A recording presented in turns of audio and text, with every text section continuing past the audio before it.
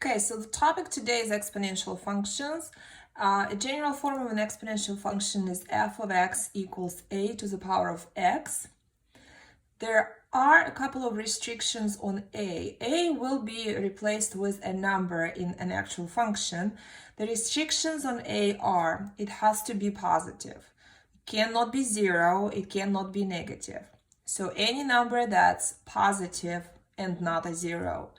It can also not equal to 1, because if a is equal to 1 and you place it here, 1 to the power of x, whatever that power is, 1 to the first power, 1 to the second power, 1 to the third power, will end up being 1. So if f of x is equal 1 to the power of x, that's just a line. It's not an exponential curve anymore. So let's consider two examples. I already have them graphed for you here. For the first example, a is greater than 1. Specifically, I chose number 2 for a. So remember, a to the power of x. Here I have 2 to the power of x. And for the second example, my a, which is 1/3, is between 0 and 1. Those are the two general types of exponential functions. One is when the base of the power is greater than 1, and 1 is where the base of the power is between 0 and 1. Remember, cannot be 0, cannot be negative. Okay, I have these two curves graphed. For function 2 to the power of x, what I did, I picked several different x's to plug in here, and that produced these points for me. Let me show you what I did. Let's say, for example, I want to try to find f of 1. If I'm looking for f of 1, what I do is I replace this x with 1. So it's going to be 2 to the power of 1, which is 2. So the first point is 1, 2. 1 is what I plugged in, and 2 is the result, 1, 2. It's right here, 1, 2, this point. Okay, now let's find f of 2. So what that means is I replace x with 2 in my function. So that's going to be 2 to the power of 2, which is 4. So the second point is 2, 4. It's 2, 4. And of course you can pick 3. That will be 2 to the power of 3. So that's 2 times 2 times 2 and 8. And I don't have my graph going high enough. Now let's pick a 0, because I started with 1 and then I also did 2. And I'm going to pick 0. So I'm going to find f of 0. F of 0 is going to require to do 2 to the power of 0. Now, what is any number to the power of 0? Anything to the power of 0 is 1. So the third point is 0, 1, and that's this point right here, 0, 1. Now let's pick a negative number. How about f of negative 1? So that means 2 to the power of negative 1. Well, 2 to the power of negative 1 is 1/2. Because the negative power flips the base. So I flipped the 2 and raised the 2 to the power of 1, which stayed as 2. So it's 1/2. So negative 1, 1/2 is our point. Negative 1, 1/2. Similarly, I plugged in points into this function, f of x. So let's do f of negative 2. That means take 1/3 and raise it to the power of negative 2. So 1/3 to the power of negative 2. Now remember, the negative exponent flips the base. So instead of 1/3, we're going to have 3.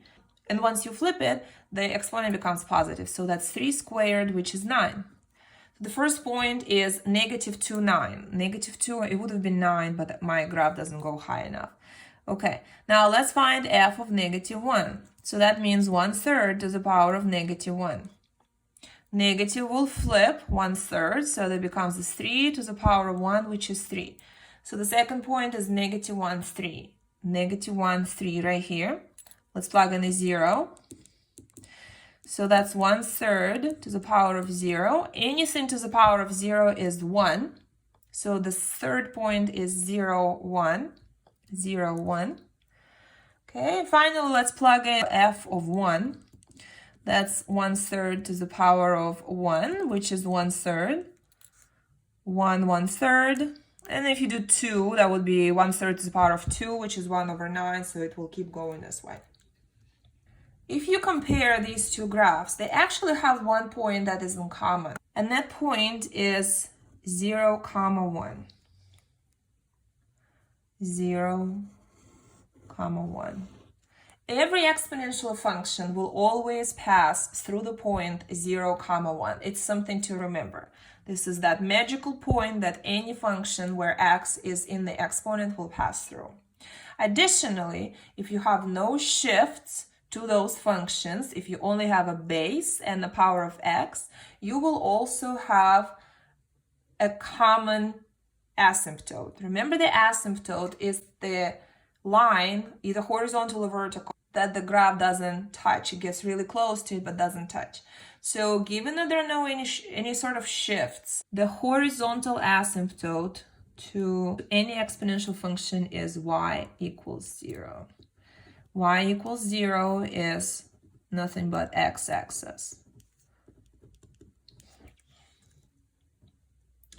So keeping these two shapes in mind, the rising graph when the base is greater than 1, and the descending graph or decreasing graph when a is between 0 and 1, let's graph a few of those functions with shift. So I'm going to graph function g of x that is 5 to the power of x minus 4. So if you were to compare this function g with one of these two functions f, let's call it f1 and f2, which one would it be more close to? The f1 where you had the base of 2 or f2 where you had the base of 1/3? Looks like, because the base is not a fraction, it's bigger than 1, it should look somewhat like this function f1. At least we know it will be rising. What happens with any graph of any function if you have a number added or subtracted behind the function? Behind, in the back of the function, which is what's happening here. If a number is added or subtracted in the back, behind the entire function, or from the entire function, that's the vertical shift. Specifically, this here means that our function is shifted down 4 units. So originally, the graph would go through point 0, 1, because every graph of every exponential function passes through it. Our function, however, will be shifted down 4 units. 1, 2, 3, 4, which means now it will be passing through this point at -3. It will pass through this point, but 4 units lower. Additionally, the horizontal asymptote that normally goes through 0 will now go 4 units lower through -4.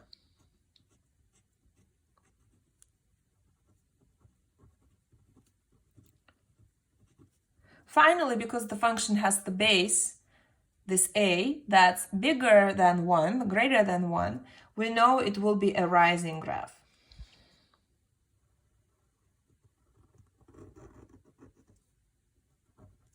So let's say you have this function k of x that is 3 times 2 to the power of x minus 1 plus 4. Okay. So let's analyze this function. First of all, the base of this function is 2, which is yet again greater than 1. So we know it will be a graph that is going up, like this one here. It will be a rising graph going up. Now, let's analyze our shifts. First of all, we see plus 4, that's in the back of the function. If you have a number added or subtracted behind the function, that's a vertical shift. So this here means up 4. Additionally, you have a number that's subtracted from just the x. Not from the entire function, but only from the x.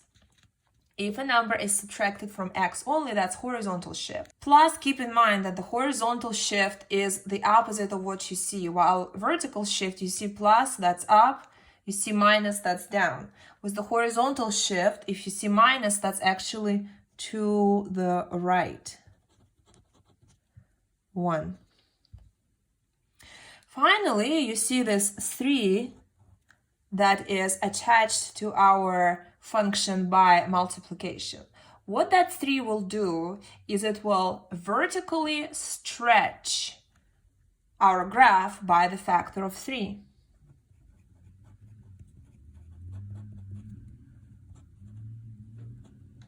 So let's start with the asymptote. Our asymptote normally for our exponential function is y equals 0. It's this one right here. We know our function will be shaped like this because our a was just like this one, 2. So it will be rising versus going down, decreasing. And we know that it's shifted up 4 units. So our graph is shifted up. Instead of having a horizontal asymptote at 0, we will now have it at 4.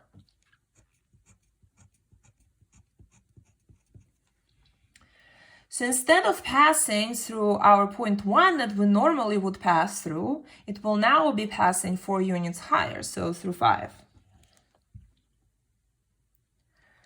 Now, we also shifted our graph 1 unit right. So instead of having this point here, you actually will have it 1 unit further to the right. So this will be your magical, so to speak, point. You have to move it up 4 units and right 1 unit. We also know that it got stretched by the factor of 3, so it will be way steeper than the normal function. Okay, let's look at a different function here. We're going to do function f of x that is equal to 3 to the power of 2 minus x plus 1. Okay, so this is yet again the base that is greater than 1. So we know that our function will be rising like this one here versus descending. Okay, it's because the base is greater than 1. Now, what's going on here? Well, first of all, of course, we see plus 1. Plus 1 behind the function means that it's going to go up 1. What's happening with the exponent? This 2 here is positive. It's a positive 2.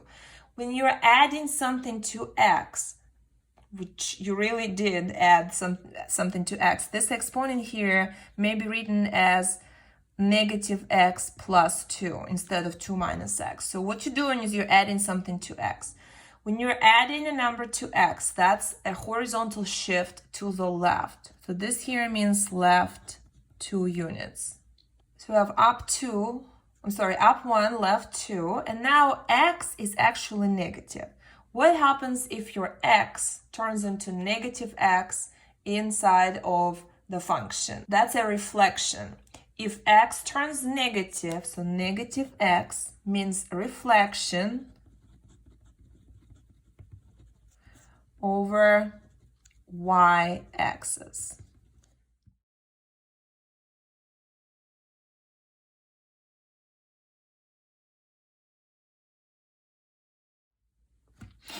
So let's do one more here. Let's say g of x is equal to negative 0.5 to the power of x plus 5. Okay, so what's going on here? Well, first of all, of course, you see the plus 5 in the back. The plus 5 in the back would mean up 5. You also see a negative in the front of the entire function versus having a negative just in front of x. Having a negative x, that's reflection over y-axis. Having a negative in the front is reflection over x-axis.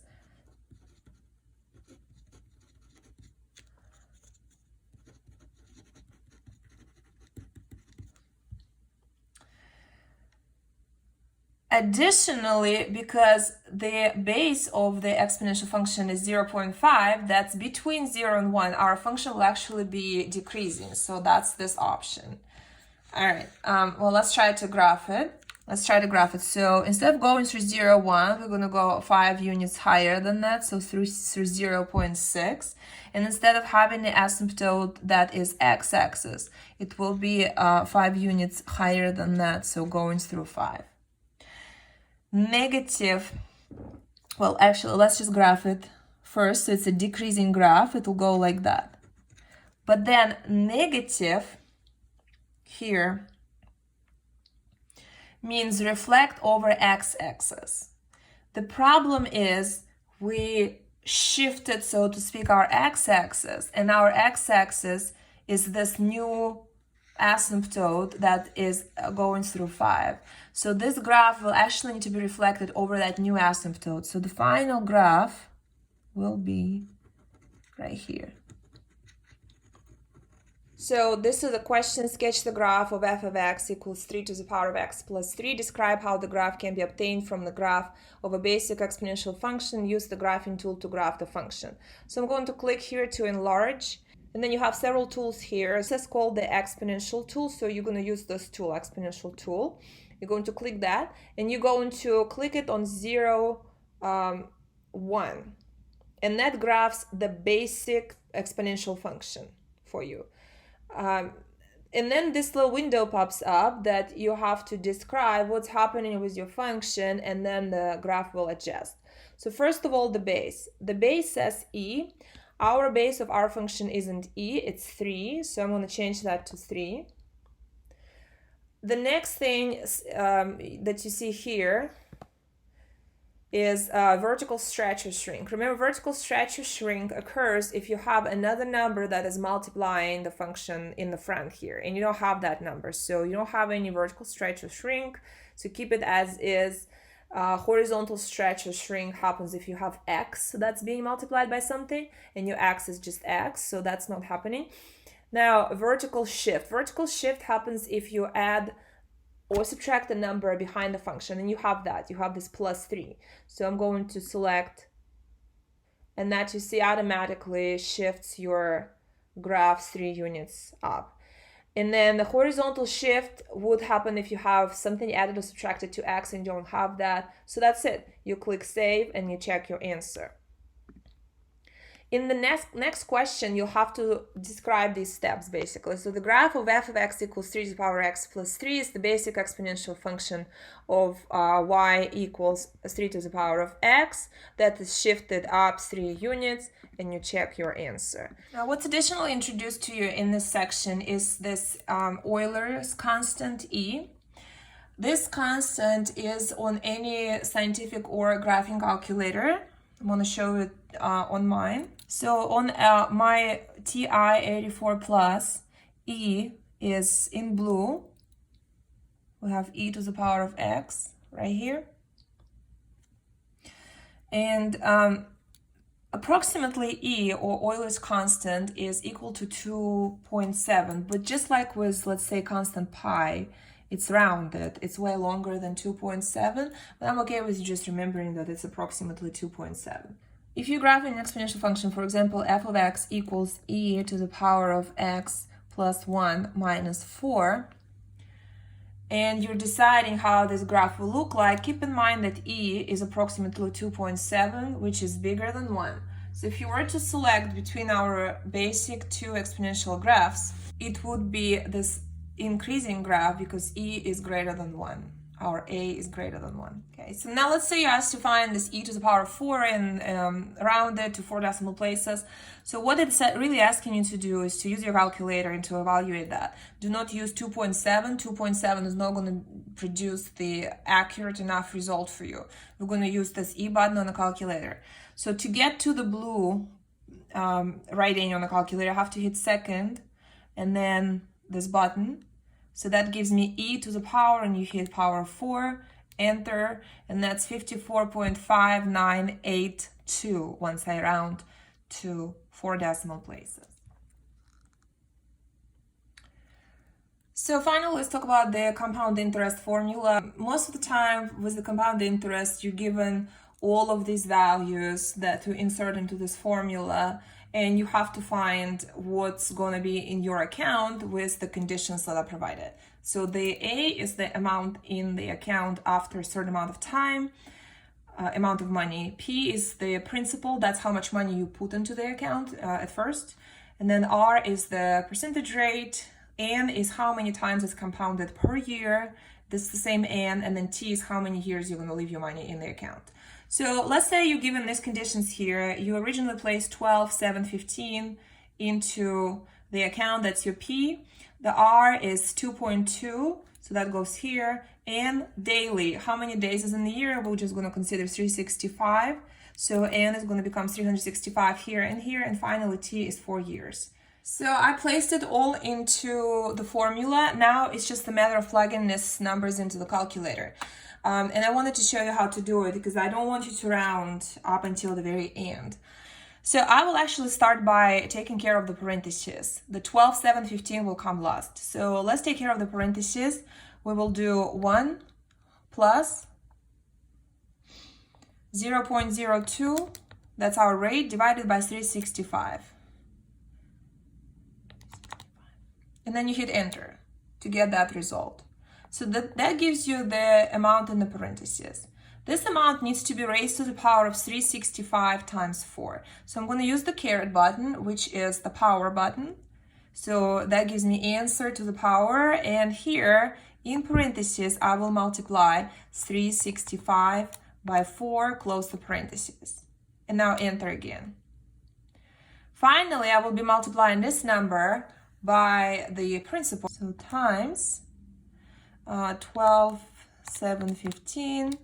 And that's how much money you're going to earn with all of these conditions. So sometimes you may see the word semi-annually. Semi-annually means twice a year. So with semi-annually, N would be 2. So you replace this N here and this N here with the 2. Annually, that means N is only one time a year. Weekly, there is 52 weeks in a year, so you'll use 52. And then monthly, there is 12 months a year, so N in this case will be 12.